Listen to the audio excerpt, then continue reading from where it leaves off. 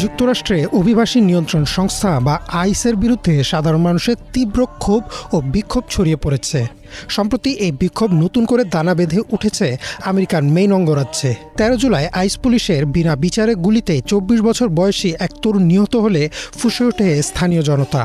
এমন অবস্থায় প্রশ্ন উঠেছে, ইরানের সাথে চলমান সংঘাত, উচ্চ যুদ্ধ ব্যয় এবং হরমুজ বন্ধের কারণে বেড়ে যাওয়া জ্বালানির দাম, এতগুলো বোঝা মাথায় নিয়ে ট্রাম্প কি পারবেন নিজের গদি টিকিয়ে রাখতে? নিউ ইয়র্ক টাইমসে প্রকাশিত একটি প্রতিবেদন মতে 2026 সালের 14 জুলাই যুক্তরাষ্ট্রের মেইন অঙ্গরাজ্যের পোর্টল্যান্ড এবং স্কারবোরো এলাকায় শত শত মানুষ রাস্তায় নেমে আসেন। এই প্রতিবাদের মূল কারণ ছিল তার আগের দিনে ঘটে যাওয়া এক মর্মান্তিক হত্যাকাণ্ড। 13 জুলাই সকালে মেইনের বিডেফোর্ড এলাকায় আইস কর্মকর্তার গুলিতে 24 বছর বয়সী কলম্বিয়ান নাগরিক জোহান সেবাস্তিয়ান নিহত হন। মানবাধিকার কর্মীদের দাবি, জোহান একজন বৈধ কর্মী ছিলেন এবং তার স্ত্রী ও 3 বছর বয়সী সন্তানের সামনেই তাকে গুলি করা হয়। এই ঘটনার পর সাধারণ মানুষের ক্ষোভের আগুন আবার জ্বলে ওঠে। সিএনএনের খবরে বলা হয়েছে, শুধু মেইন নয়, এর এক সপ্তাহ আগে টেক্সাসে হিউস্টনেও আইসের অভিযানে একজন প্রাণ হারিয়েছেন। ট্রাম্পের চলতি মেয়াদ শুরু হওয়া থেকে এ পর্যন্ত আইসের অভিযানে অন্তত 7 জন মানুষ নিহত হয়েছেন। বিক্ষোভকারীদের প্রধান দাবি হল মেইন অঙ্গরাজ্য থেকে আইসকে পুরোপুরি বিলুপ্ত করতে হবে এবং জাতীয় পর্যায়ে এই সংস্থার তহবিল বা বাজেট বন্ধ করতে হবে।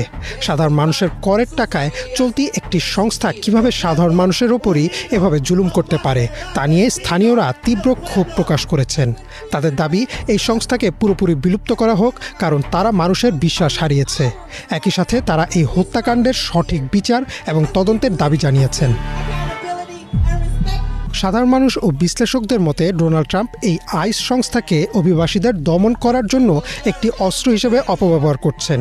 রয়টার্সের তথ্য মতে গত জুন মাস থেকে মেইন অঙ্গরাজ্যের আইসের মাধ্যমে প্রতিদিন প্রায় 70 জন মানুষকে গ্রেপ্তার করা হচ্ছে, যা আগের তুলনায় 4 গুণ বেশি। ট্রাম্পের গণবহিষ্কার বা ম্যাস ডিপোর্টেশন নীতির কারণে আইস এখন সাধারণ ট্রাফিক স্টপের নামে অভিবাসীদের ওপর চড়াও হচ্ছে এবং ভুল মানুষকে টার্গেট করে গুলিও চালাচ্ছে। এই বিক্ষোভ ট্রাম্প প্রশাসনের জন্য এক বিরাট মাথা ব্যথার কারণ হয়ে দাঁড়িয়েছে, বিশেষ করে ইরানের সাথে চলমান সংঘাতের এই সময়। এপি নিউজে প্রকাশিত একটি প্রতিবেদন অনুযায়ী ইরানের সঙ্গে চলমান উত্তেজনার কারণে আমেরিকার সাধারণ মানুষ ইতোমধ্যেই যুদ্ধের অর্থনৈতিক বোঝা টানছে। বাজারে জ্বালানি তেলের দাম হু হু করে বেড়েছে, যার ফলে সাধারণ মানুষের দৈনিক খরচ ও জীবনযাত্রার ব্যয় অনেক বেড়ে গেছে। একদিকে যখন মানুষ অর্থনৈতিক সংকটে জর্জরিত, অন্যদিকে তখন ট্রাম্প প্রশাসন দেশের ভেতরে বর্ণবাদ ও অভিবাসীদের ওপর জুলুম নীতি চালাচ্ছে। যুদ্ধের খরচের পাশাপাশি করের টাকার এমন অপব্যবহার দেখে সাধারণ আমেরিকানরা ট্রাম্পের ওপর চরম অসন্তুষ্ট।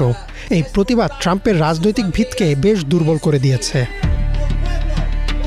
এই ঘটনার পর আন্তর্জাতিক মহলেও সমালোচনা শুরু হয়েছে। কলম্বিয়ার প্রেসিডেন্ট গুস্তাভো পেত্রো সামাজিক যোগাযোগ মাধ্যমে সরাসরি মার্কিন সরকারের তীব্র নিন্দা করেছেন এবং একে মানবাধিকারের চরম লঙ্ঘন বলে আখ্যা দিয়েছেন।